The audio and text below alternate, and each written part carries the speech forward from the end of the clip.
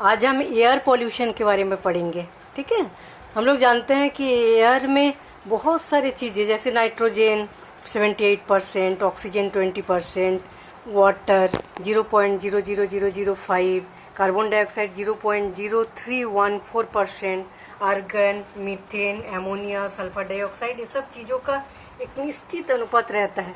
ठीक है, उसी अनुपात में गैसेस होने से ही एयर जो है प्योर रहता है।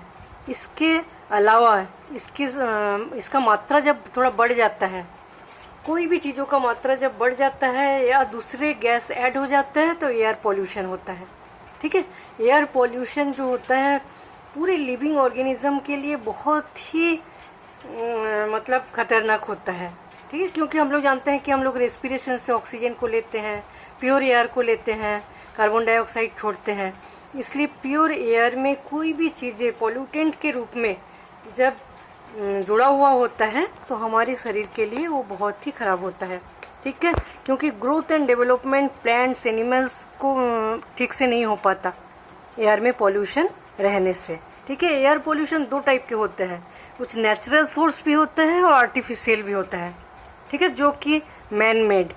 नेचुरल सोर्स जैसे वोल्केनिक इरप्शन, वो आग्नेयगिरी जब होता है उससे जो पॉइजनस गैस रिलीज होता है वो बहुत ही खतरनाक होता है। ठीक है, उसमें सल्फर डाइऑक्साइड, नाइट्रोजन ऑक्साइड, ये सब चीज़ें रहता है जो कि एयर के साथ मिक्स हो जाता है, वो बहुत ही खतरनाक होता है। ठीक है, और मैन मेड पॉल्यूशन जिसको एंथ्रोपोजेनिक पॉल्यूशन बोला जाता है। मैन मेड पॉल्यूशन जो होता है उसमें फॉसिल फ्यूल का जलना, लकड़ी कोयला जलना, चारकोल जलना, ऑटोमोबाइल्स, इतने सारी गाड़ियाँ चलती हैं, उसकी जो गैसेस होती है, इंडस्ट्री से जो धुआं निकलता है।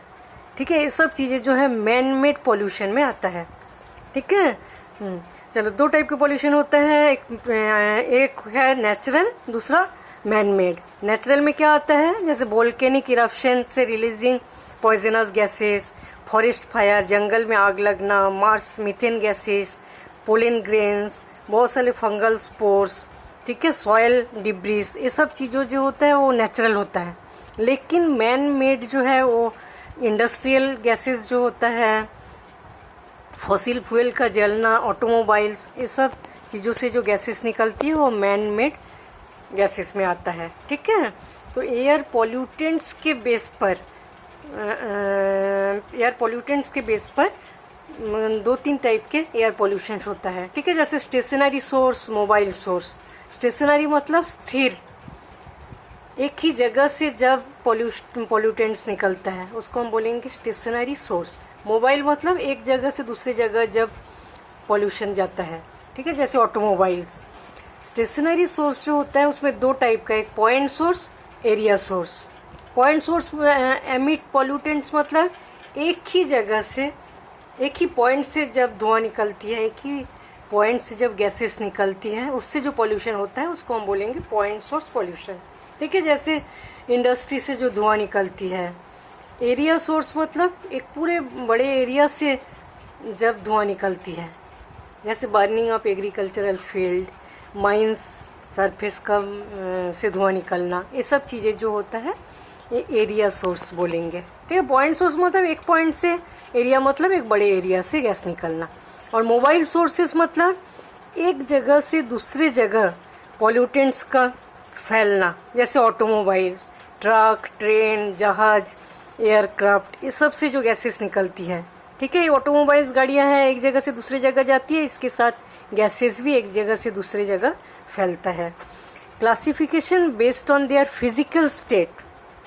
गैसेस किस टाइप का है, solid, liquid, gas, physical state के बेस पर क्लासिफिकेशन। जैसे गैसियस पॉल्यूटेंट्स, पार्टिकुलेट मैटर। ठीक है, गैसियस पॉल्यूटेंट्स में जैसे ozone, carbon monoxide, nitrogen oxide, sulphur dioxide, ये सब चीज़ें जो है गैसेस के रूप में पॉल्यूशन फैलाता है।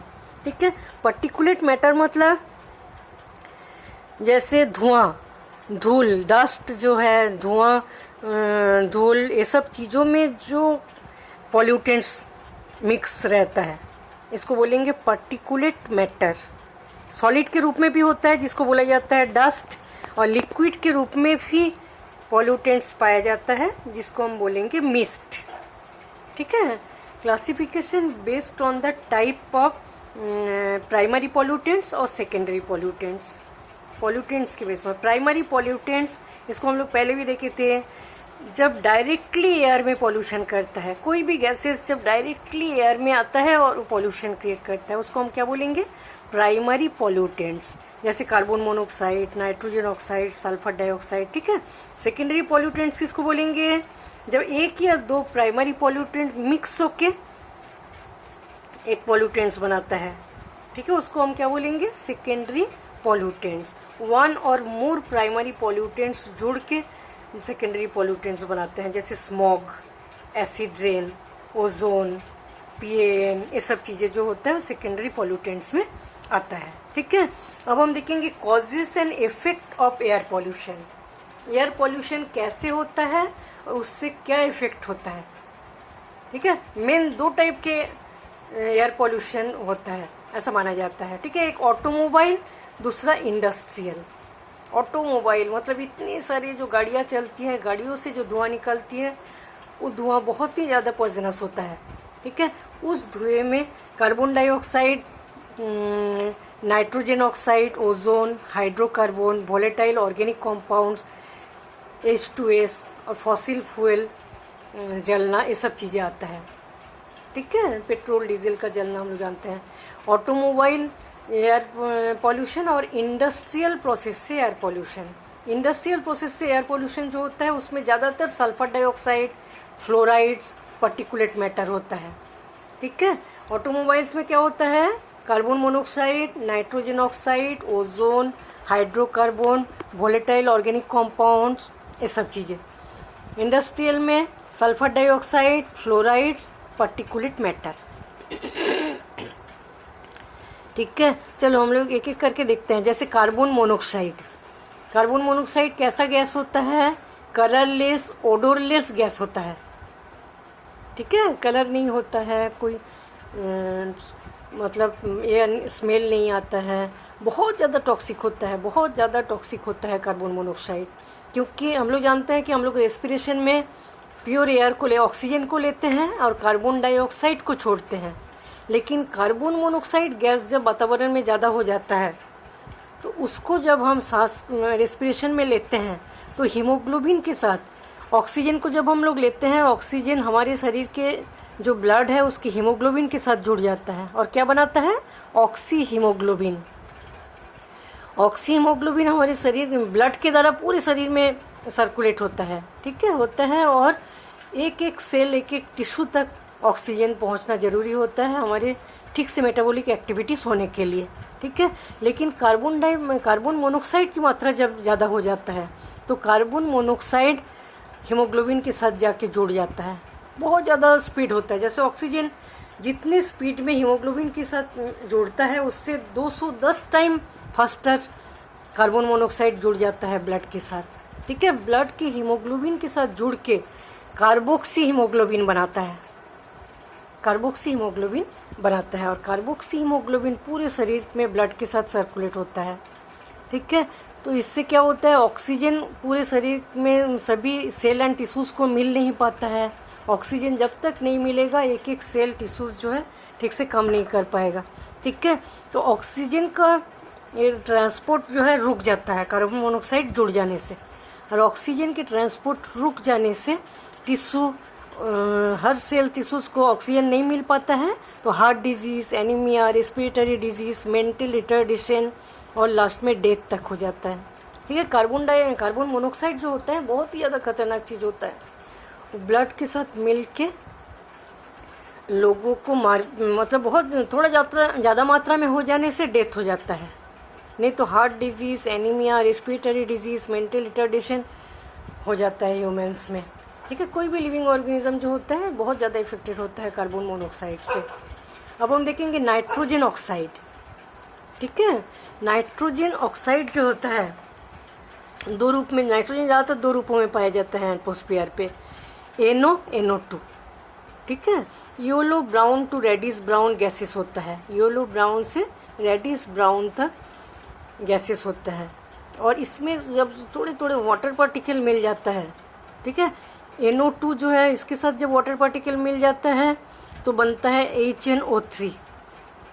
और सल्फर डाइऑक्साइड हम लोग देखेंगे बाद में, वो इंडस्ट्रियल पोल्यूशन में आता है, ठीक है। सल्फर डाइऑक्साइड वाटर के साथ मिलकर सल्फ्यूरिक एसिड बना लेता है। इस टाइप से वातावरण में जो एयर पोल्यूशन रहता है उससे एसिड भी बन जाता है, ठीक है। तो NO2 जो है वाटर के साथ डिजोल्व होके HNO3 बनाता है, जिससे कि आई, नोज, गला, ये सब चीज़ें जो है इसमें इन्फेक्शन हो जाता है, ठीक है। और वातावरण जो होता है वाटर पार्टिकल के साथ जब नाइट्रोजन के ऑक्साइड जुड़ जाता है तो स्मॉग बनता है। स्मॉग मतलब जैसे डस्ट, गैसेस, वाटर वेपर सब मिलके, हम लोग देखते हैं कई जगह जो बहुत ज़्यादा पोल्यूशन होता है, बहुत बड़े बड़े शहरों में जो बहुत ज़्यादा ऑटोमोबाइल से पोल्यूशन होता है, उसमें स्मोक, डस्ट और वाटर वेपर सब मिलके वातावरण को एकदम अंधेरा टाइप का बना देता है, ठीक है। उसको बोला जाता है smog. Dust, gases, water vapour सब मिल जाता है। नाइट्रोजन ऑक्साइड उसका बहुत बड़ा रोल रहता है उसका, ठीक है। और नाइट्रोजन ऑक्साइड वाटर के साथ मिलके एसिड रेन भी बनाते हैं, हम लोग देखे हैं। नाइट्रोजन के ऑक्साइड जो होता है उसमें जब सनलाइट के अल्ट्रावायलेट रेज गिरता है, ठीक है, तो नाइट्रिक ऑक्साइड और एटॉमिक ऑक्सीजन बनाता है, ठीक है। वो अनबर्न्ड हाइड्रोकार्बन जो होता है, जो हाइड्रोकार्बन्स, ठीक है, हाइड्रोजन और कार्बन के जो कंपाउंड्स होते हैं उसको हाइड्रोकार्बन बोलते हैं, हम लोग जानते हैं। वो जब अच्छे से जलता नहीं है उस टाइप का अनबर्न्ड हाइड्रोकार्बन एटॉमिक ऑक्सीजन के साथ जुड़ के पार ऑक्सिल रेडिकल बनाता है, ठीक है। और पार ऑक्सिल रेडिकल जो होता है ऑक्सीजन के साथ जुड़ के ओजोन बनाता है। पार ऑक्सिल रेडिकल नाइट्रोजन ऑक्साइड के साथ बनाता है पार ऑक्सिल एसिटिल नाइट्रेट, ठीक है।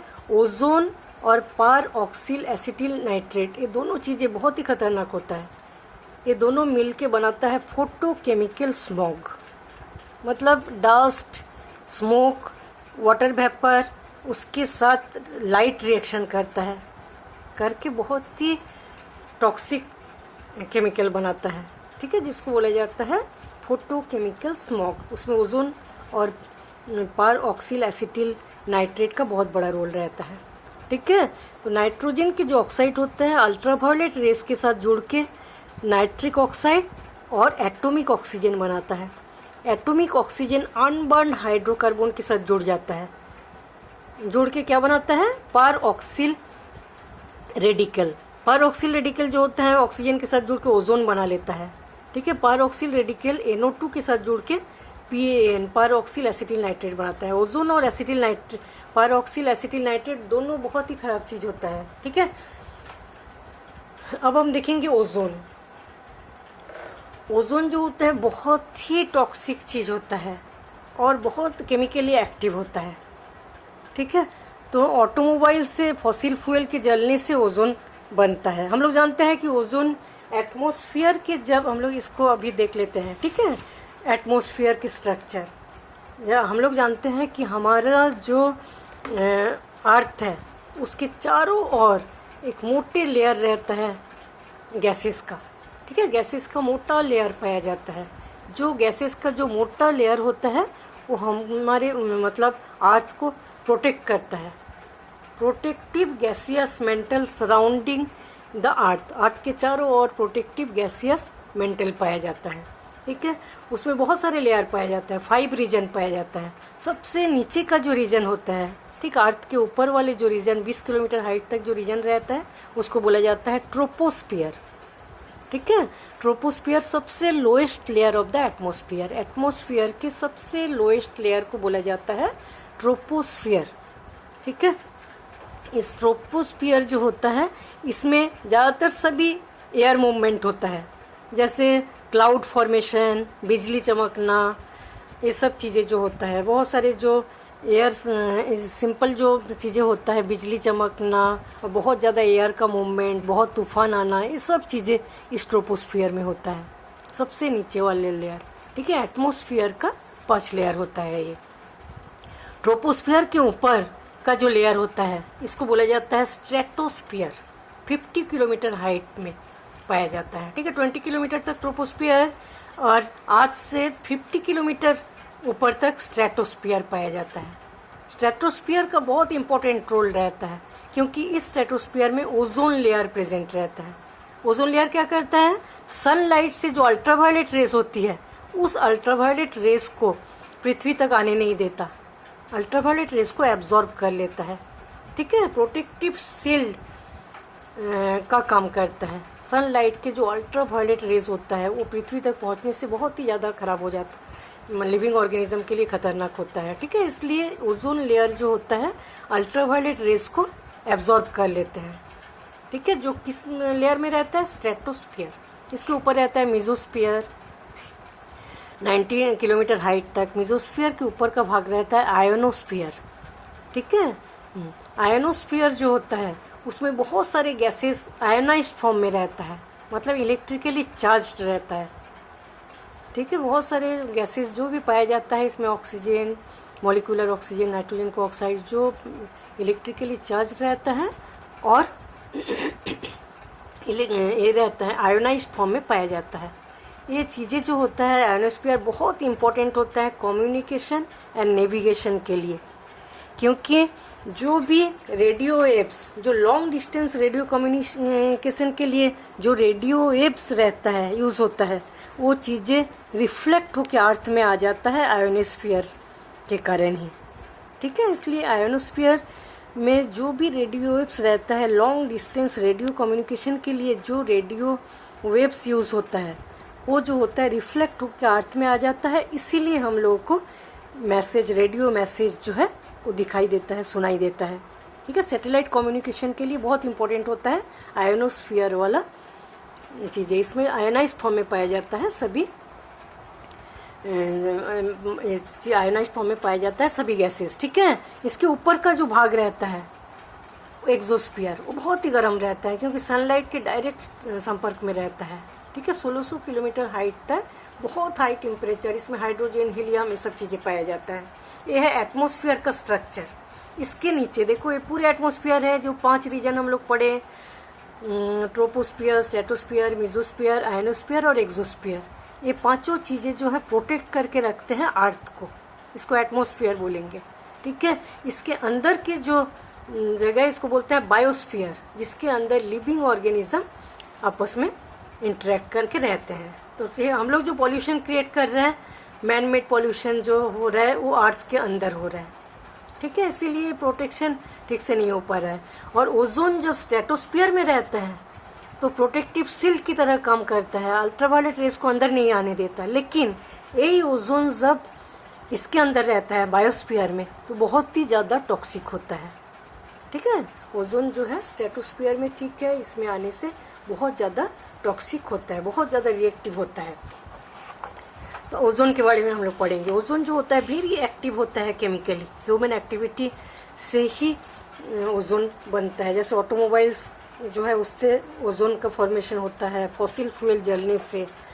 ठीक है, स्ट्रेटोस्फीयर के लिए बहुत ही यूजफुल होता है, लेकिन अल्ट्रावायलेट रेस को एब्जॉर्ब करके प्रोटेक्ट करता है ओजोन लेयर, लेकिन ये बहुत ही ज़्यादा टॉक्सिक होता है।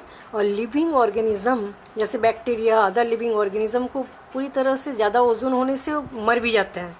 ठीक है, आँखों को डैमेज करता है, रेस्पिरेटरी सिस्टम को डैमेज करता है, म्यूकस मेम्ब्रेन को डैमेज कर देता है, प्लांट के ग्रोथ एंड डेवलपमेंट ठीक से नहीं हो पाता है। ठीक है, लीफ के टिश्यूज़ को मार देता है। इस टाइप से ओजोन बहुत ही ज़्यादा टॉक्सिक होता है हमारे शरीर के लिए। ठीक है, अब हम क्या देखेंगे, hydrocarbon, hydrocarbon and volatile organic compound. ये सब हम लोग ऑटोमोबाइल्स पॉल्यूशन को देख रहे हैं। ठीक है, ऑटोमोबाइल एग्जॉस्ट से जो carbon monoxide, nitrogen oxide, ozone, hydrocarbon. तो हाइड्रोकार्बन जो होता है, हाइड्रोजन एंड ऑक्सीजन, हम लोग जानते हैं हाइड्रोजन एंड कार्बन का कंपाउंड होता है, बहुत सारे हाइड्रोकार्बन होता है। ठीक है, हाइड्रोकार्बन जो होता है, कुछ हाइड्रोकार्बन जो होता है सनलाइट के साथ रिएक्शन करता है और फोटोकेमिकल स्मॉग बनाता है।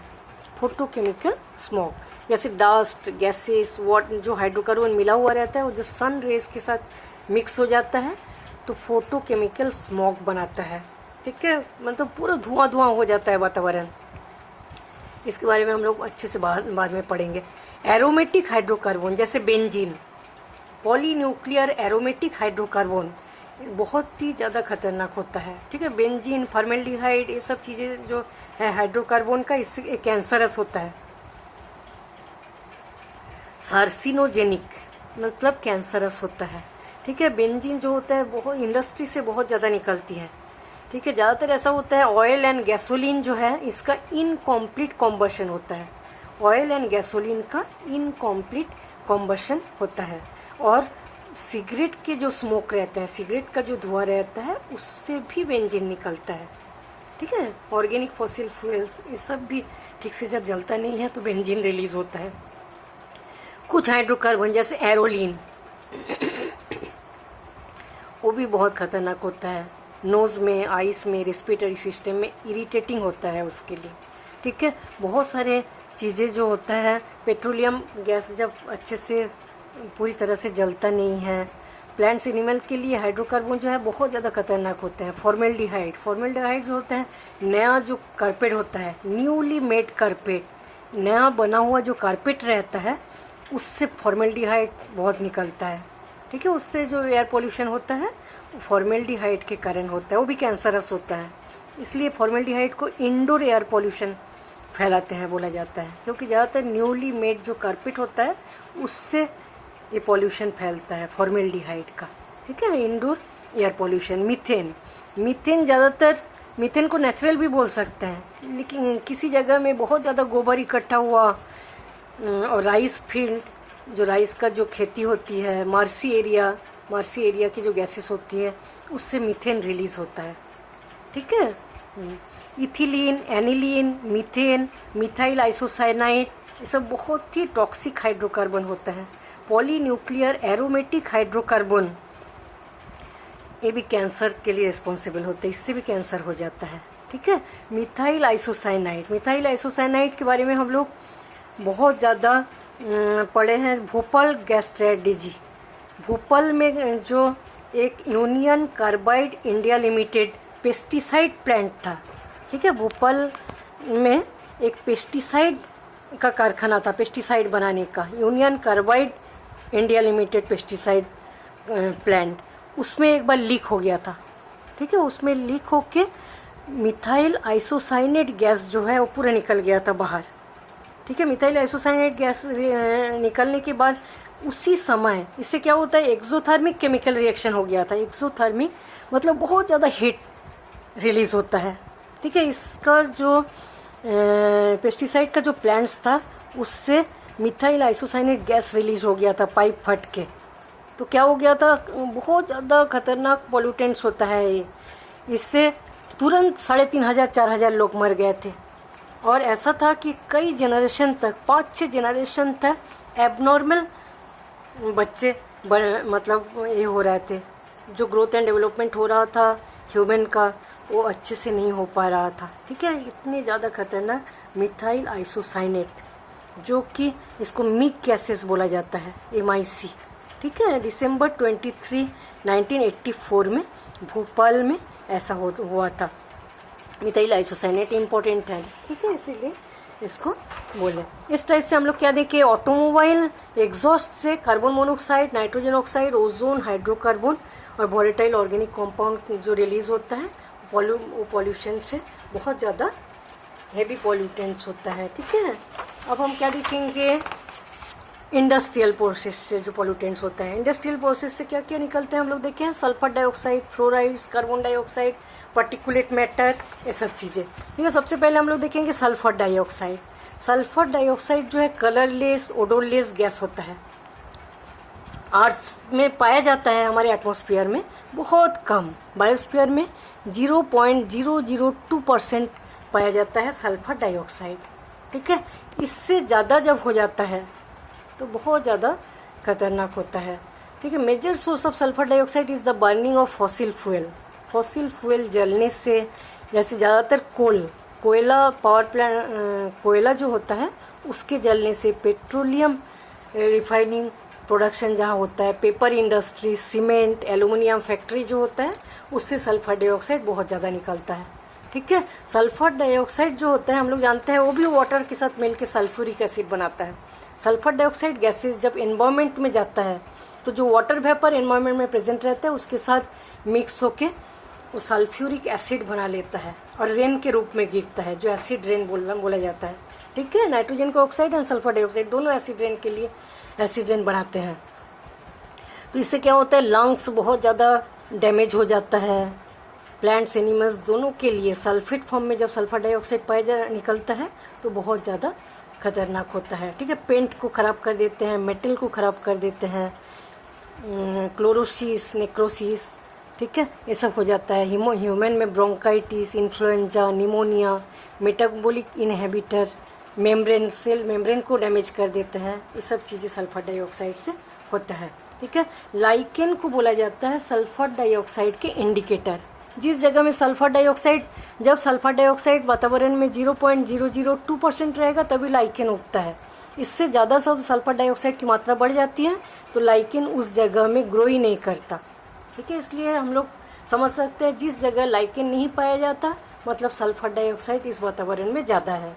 पॉल्यूशन इंडिकेटर की जैसे काम करता है लाइकेन। ठीक है, अब देखेंगे फ्लोराइड्स। फ्लोराइड्स ज़्यादातर उस जगह में पाया जाता है जैसे एल्युमिनियम फॉस्फेट जिस जगह में बनता है। ठीक है, और कुछ मिनरल प्यूरिफिकेशन का जो इंडस्ट्रीज रहता है उस जगह से फ्लोराइड्स रिलीज होता है। ठीक है, बहुत ज़्यादा फ्लोराइड्स जो होता है यूनिवेलेंट पॉइजनस गैसेस होता है।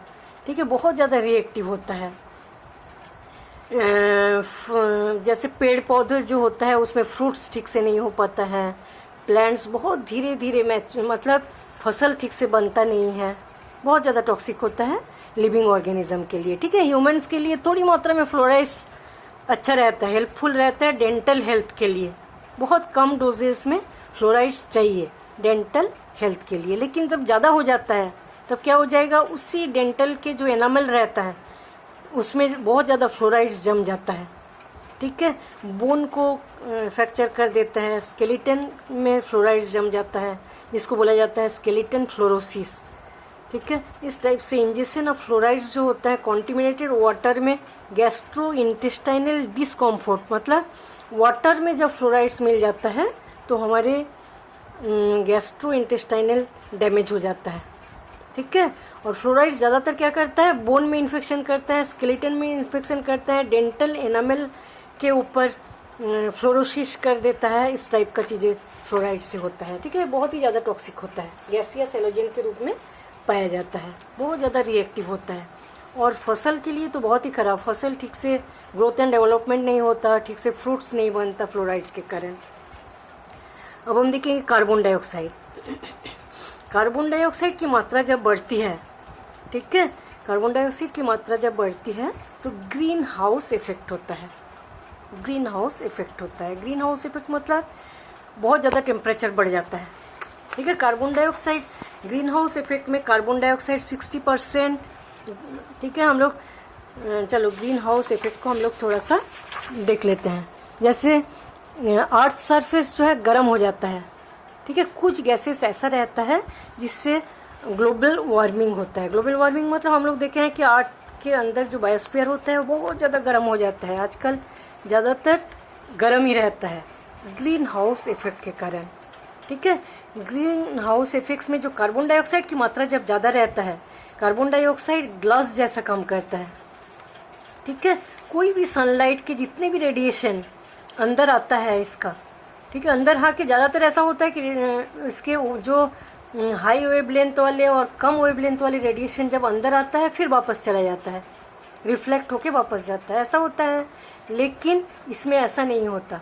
जब कार्बन डाइऑक्साइड की मात्रा ज़्यादा होता है तो कार्बन डाइऑक्साइड चारों तरफ से घिर जाता है और जितनी भी वेवलेंथ वाले लाइट आता है उसको वापस जाने नहीं देता।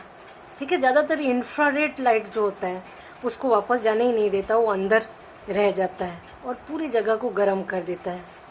ठीक है, पूरे जो अर्थ होता है उसको गर्म कर देता है। ठीक है, इससे क्या होता है, इसको बोलते हैं ग्रीन हाउस इफेक्ट और इसके अंदर इतना गर्म रहता है, इससे होता है ग्लोबल वार्मिंग। ग्लोबल वार्मिंग हो जाता है। ठीक है, आजकल ग्लोबल वार्मिंग से क्या हो रहा है, जो पृथ्वी के दोनों साइड में जैसे नॉर्थ पोल साउथ पोल में बर्फ़ जमा रहता है, हम लोग जानते हैं एंटार्क्टिका जो है, ठीक है, ये बर्फ़ जो है पिघल रहा है। बर्फ़ पिघल रहा है। बर्फ़ पिघलने से क्या हो जाएगा, समुद्र का तल जो है ऊंचा हो जाता है, और कई जगह जो पोलर रीजन के आसपास जो जगह रहता है जैसे नॉर्वे, ये सब जगह डूब जाने का चांस है।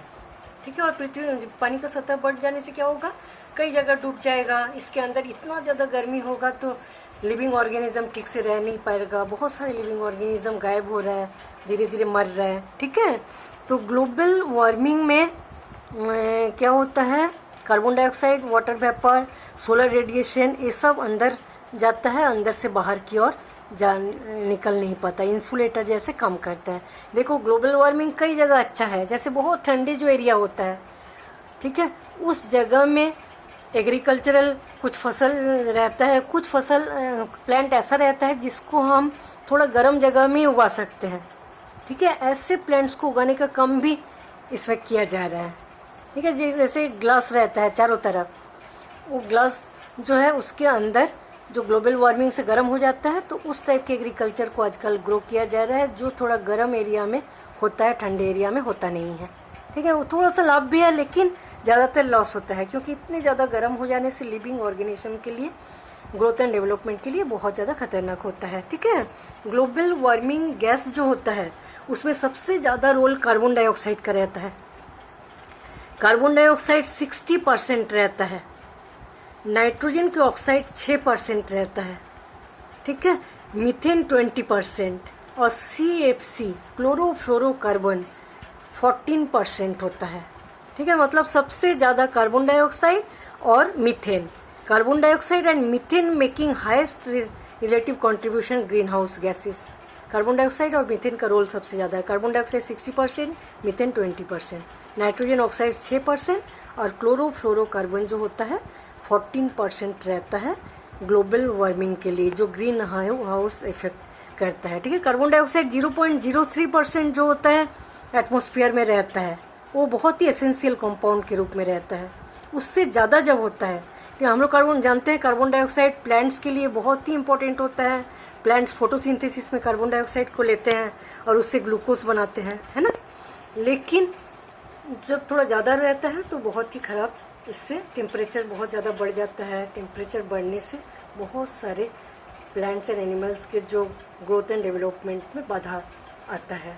ठीक है, यह है कार्बन डाइऑक्साइड से रिएक्शन। कार्बन डाइऑक्साइड जो होता है टेम्परेचर को बढ़ा देता है और ग्रीन हाउस इफेक्ट होता है। इस ग्रीन हाउस इफेक्ट से ग्लोबल वार्मिंग हो जाता है। ठीक है, इसमें कार्बन डाइऑक्साइड 60%, मीथेन 20%, नाइट्रोजन के ऑक्साइड 6% और क्लोरोफ्लोरोकार्बन जो होता है 14% रहता है।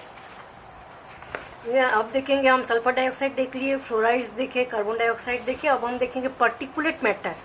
पार्टिकुलेट मैटर का मतलब क्या होता है, जो डस्ट, स्मोक, ये सब जो चीज़ें बनता है। हम लोग देखे हैं कि बहुत ज़्यादा जब गाड़ियाँ चलती है, बहुत ज़्यादा धूल, धुआं, ये सब चीज़ें पूरे वातावरण में हो जाता है। ठीक है, ये सब वातावरण में होने से जब हम गाड़ियाँ चलाते हैं तो सामने के भाग दिखता ही नहीं है, कोहरा टाइप का पूरा दिखता है ना। तो उसी को पार्टिकुलेट मैटर बोलेंगे, जो पूरा जुड़ा हुआ रहता है। ठीक है, बहुत सारे पार्टिकल जब जुड़ा हुआ रहता है पॉल्यूटेंट्स के रूप में, तब उसको बोला जाता है पार्टिकुलेट मैटर। वो सॉलिड के रूप में भी होता है, लिक्विड के रूप में भी होता है। सॉलिड के रूप में जब होता है उसको डस्ट बोला जाता है, जब लिक्विड के रूप में जुड़ा हुआ रहता है उसको बोला जाता है मिस्ट। ठीक है, तो फॉसिल फ्यूल के इंडस्ट्री से जो गैसेस निकलती है, फॉसिल फ्यूल के जलना, इस सब से बहुत सारे पार्टिकल मिल जाता है, इसे स्मोक डस्ट होता है। ठीक है, पार्टिकुलेट मैटर से हमारे शरीर को बहुत ज़्यादा ये होता है, ग्रोथ एंड डेवलपमेंट में बहुत ज़्यादा खराब होता है। ठीक है, जैसे कुछ पार्टिकुलेट मैटर जब रेस्पिरेशन से हम सांस लेते हैं तो न्यूमोकोनोसिस रोग हो जाता है। ठीक है, लंग्स में चला जाता है और न्यूमोकोनोसिस।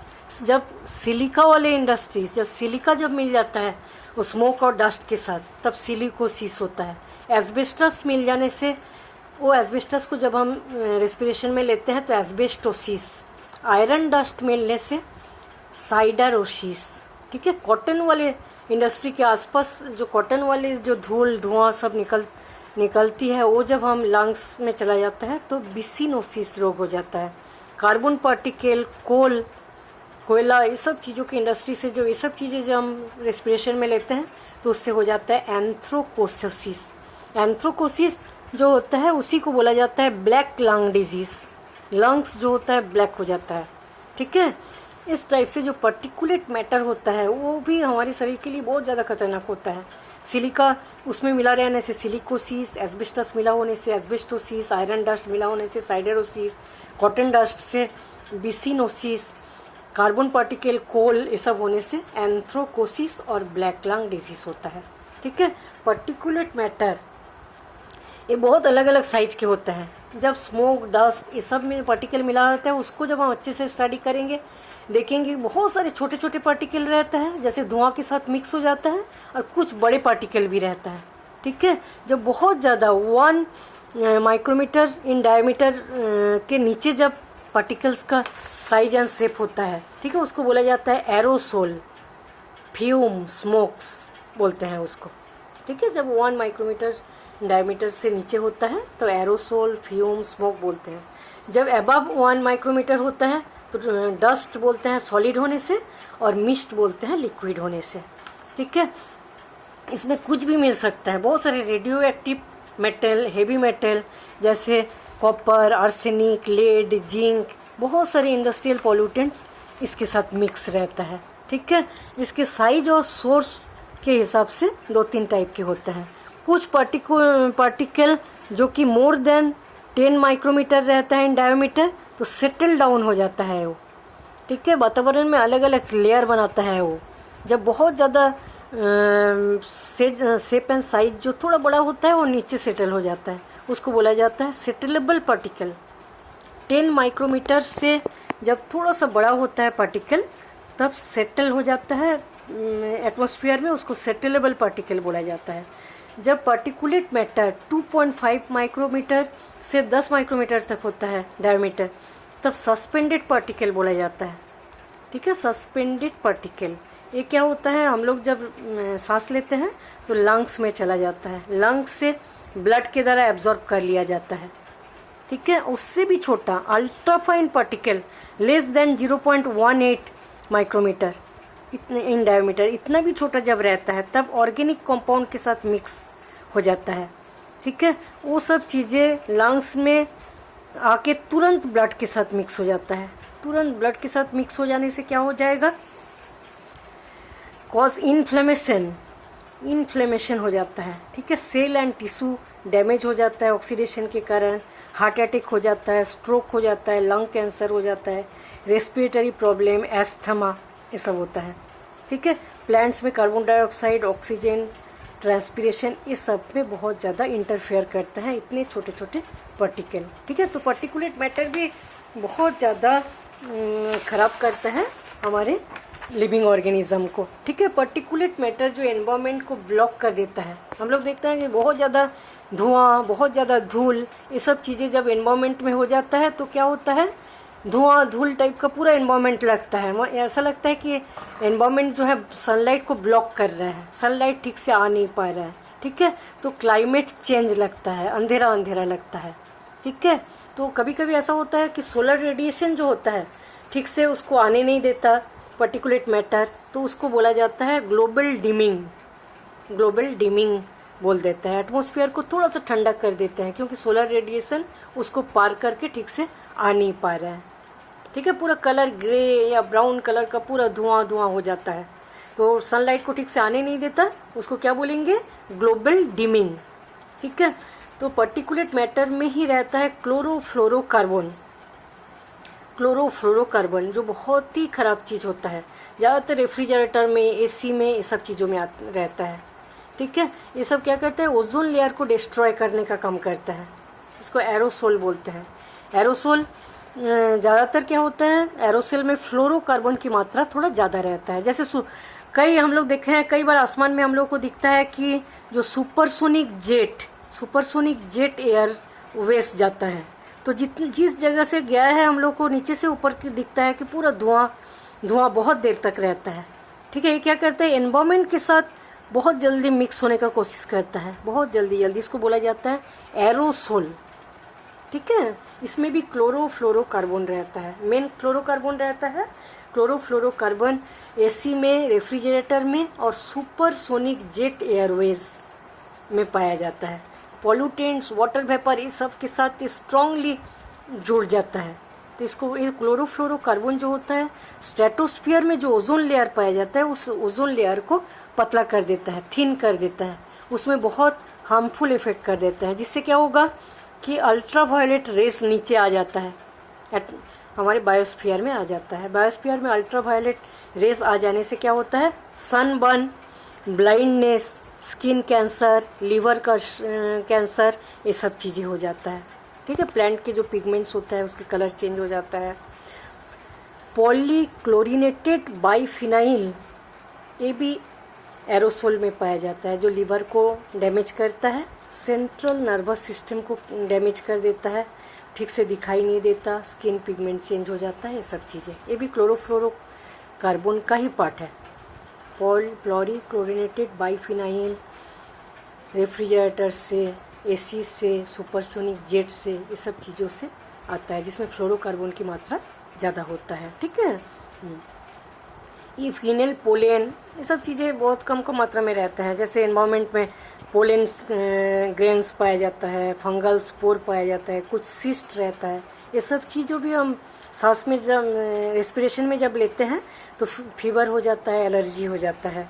ठीक है, ये था पर्टिकुलेट मैटर। मतलब इंडस्ट्रियल पॉल्यूशन में हम लोग क्या देखे, sulphur dioxide, fluorides, carbon dioxide, particulate matter से जो इंडस्ट्रियल पॉल्यूशन होता है। ठीक है, तो इंडस्ट्रियल पॉल्यूशन देख लिए हम लोग, और क्या देखे, ऑटोमोबाइल पॉल्यूशन। अब हम देखते हैं स्मोक। स्मोक के बारे में हम लोग बहुत बार पढ़े पहले कि स्मोक एंड फॉग, ये दोनों चीज़ें जब मिक्स हो जाता है तब बनता है स्मोक। ठीक है, धुआं और कोहरा, ये दोनों चीज़ें मिल के वातावरण को एकदम अंधेरा टाइप कर देता है, इसको क्या बोलेंगे हम, स्मॉग। ठीक है, स्मॉग के बारे में सबसे पहले बताए थे H.A. वॉक्स। H.A. वॉक्स साइंटिस्ट जो थे, स्मॉग के बारे में सबसे पहले बताए थे। उन्होंने क्या बताया कि दो टाइप के स्मॉग पाया जाता है, एक को बोला जाता है फोटोकेमिकल स्मॉग, दूसरे को बोला जाता है सल्फ्यूरस स्मॉग। ठीक है, दो टाइप के स्मॉग होता है। सबसे पहले हम देखेंगे फोटोकेमिकल स्मॉग। फोटोकेमिकल स्मॉग को सबसे पहले रिपोर्ट कौन किया गया था, लॉस एंजल्स में। फोटोकेमिकल स्मॉग तो कई बार देखा गया, लेकिन सबसे पहले इसको रिपोर्ट किया गया लॉस एंजल्स में 1940 में। ठीक है, इसलिए फोटोकेमिकल स्मॉग को बोला जाता है Los Angeles smog, brown air smog, oxidising smog. ठीक है, फोटोकेमिकल स्मॉग को क्या बोला जाता है, Los Angeles smog, brown air smog, oxidising smog. Oxidising nature के होते हैं इसलिए ऑक्सीडाइजिंग स्मॉग। सोलर रेडिएशन इसमें बहुत ज़्यादा इंपॉर्टेंट रोल रहता है। ठीक है, जैसे धुआं, कोहरा, ये सब चीज़ों के साथ सनलाइट ऐड हो जाता है, मिलके केमिकल रिएक्शन से फोटोकेमिकल स्मॉग बनाता है। ठीक है, इसमें रहता है नाइट्रोजन के ऑक्साइड, हाइड्रोकार्बन, बहुत सारे कंपाउंड्स पाया जाता है। ठीक है, इसमें सेकेंडरी पॉल्यूटेंट्स और प्राइमरी पॉल्यूटेंट्स दोनों रहता है। ठीक है, प्राइमरी पॉल्यूटेंट्स भी रहता है जैसे नाइट्रोजन ऑक्साइड, और बहुत सारे सेकेंडरी पॉल्यूटेंट, मतलब 2-3 प्राइमरी पॉल्यूटेंट मिल के भी जो सेकेंडरी पॉल्यूटेंट बनाता है वो भी बहुत सारा रहता है, जैसे ओजोन, PAN, पर ऑक्सिल एसिटिल नाइट्रेट, ये जो चीज़ें होता है दोनों सेकेंडरी पॉल्यूटेंट रहता है, और नाइट्रोजन ऑक्साइड प्राइमरी पॉल्यूटेंट रहता है। तीनों चीज़ें मिल के बनाता है स्मॉग, और इस स्मॉग में जब सोलर रेडिएशन मिलता है तो फोटोकेमिकल स्मॉग बन जाता है, ऑक्सीडाइजिंग नेचर के होते हैं। ठीक है, हेवी ट्रैफिक सिटीज़ में पाया जाता है। इस टाइप के जो स्मॉग बनता है, धुआं कुआसा जो बनता है, इस सब बहुत ही मतलब बड़े बड़े सिटीज़ में पाया जाता है। जैसे सोलर रेडिएशन नाइट्रोजन ऑक्साइड के साथ ऑर्गेनिक कंपाउंड हाइड्रोकार्बन के साथ जुड़ के बड़ा एक लेयर बनाता है, मतलब धुआं ये सब बनाता है, जो कि फोटोकेमिकल सनलाइट के साथ मिक्स होकर फोटोकेमिकल स्मॉग बनाता है। ठीक है, नाइट्रोजन ऑक्सीजन के साथ मिला के नाइट्रिक ऑक्साइड बनाता है, नाइट्रिक ऑक्साइड जो होता है ऑक्सीजन के साथ मिल के नाइट्रोजन डाइऑक्साइड बनाता है, फिर नाइट्रोजन डाइऑक्साइड अल्ट्रावायलेट रेस के साथ मिला के एटॉमिक ऑक्सीजन और नाइट्रोजन ऑक्साइड बनाता है। ठीक है, ये एटॉमिक ऑक्सीजन जो होता है ऑक्सीजन के साथ मिलकर ओजोन बना लेता है, और नाइट्रोजन का ऑक्साइड ओजोन के साथ रिएक्शन करके NO2O2, ठीक है, NO2O3 ओजोन, ये सब चीज़ें जो होता है हाइड्रोकार्बन, ये सब के साथ मिलके फॉर्मेल्डिहाइड, एक्रोलीन, पारोक्सी एसिटिल नाइट्रेट, ये सब चीज़ें बना लेता है, जो कि बहुत ही ज़्यादा पॉइजनस केमिकल बन जाता है, ठीक है। और एयर पॉल्यूशन बहुत ज़्यादा इससे फैल जाता है, ठीक है। इससे बहुत सारा इफेक्ट होता है ह्यूमंस में, जैसे आई, जो आँखों के लिए इरिटेशन होता है, गले में इन्फेक्शन होता है, हिल रिएक्शन, प्लांट्स में जो लाइट रिएक्शन होता है उसको ठीक से होने नहीं देता, ETS जो होता है इलेक्ट्रॉन ट्रांसपोर्ट सिस्टम, ह्यूमन में भी, मतलब लिविंग ऑर्गेनिज्म में भी और प्लांट्स में भी, जो इलेक्ट्रॉन ट्रांसपोर्ट सिस्टम होता है उसको इनहेबिट कर देता है, उसको ठीक से होने नहीं देता, ठीक है। मेटल को ख़राब कर देता है, स्टोन को ख़राब करता है, बिल्डिंग मटेरियल को ख़राब कर देता है, रबर जो है उसको क्रैक कर देता है, रबर फट जाता है।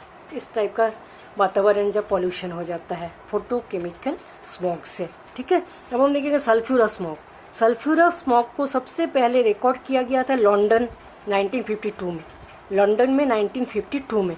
इसको लंदन स्मॉग बोलते हैं, क्लासिकल स्मॉग बोलते हैं, ग्रे एयर स्मॉग बोलते हैं, इंडस्ट्रियल स्मॉग बोलते हैं, ठीक है।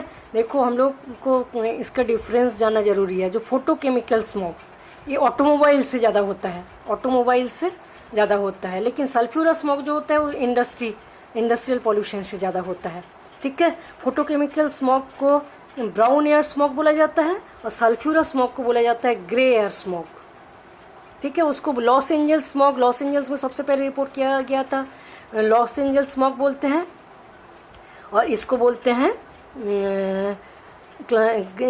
हैं लंदन स्मॉग, क्योंकि लंदन में सबसे पहले रिपोर्ट किया गया था, ठीक है। ऑक्सीडाइजिंग एजेंट के होते हैं फोटोकेमिकल स्मॉग, इसलिए ऑक्सीडाइजिंग स्मॉग बोलते हैं। इसको रिड्यूसिंग स्मॉग बोला जाता है सल्फ्यूरस स्मॉग को, क्योंकि रिड्यूसिंग नेचर का होता है सल्फ्यूरस स्मॉग, ठीक है। सल्फ्यूरस स्मॉग के लिए और एक सबसे बड़ा जो डिफरेंस है, सल्फ्यूरस स्मॉग जो होता है इसमें सनलाइट का कोई रोल नहीं रहता, सनलाइट का कोई रोल नहीं रहता, लेकिन फोटोकेमिकल स्मॉग जो होता है वो सनलाइट इन सब के साथ रिएक्ट करके और ज़्यादा पॉल्यूटेंट बनाते हैं, पॉल्यूशन और ज़्यादा बढ़ा देते हैं, ठीक है। लेकिन इसमें सनलाइट का रोल नहीं होता सल्फ्यूरस स्मॉग में।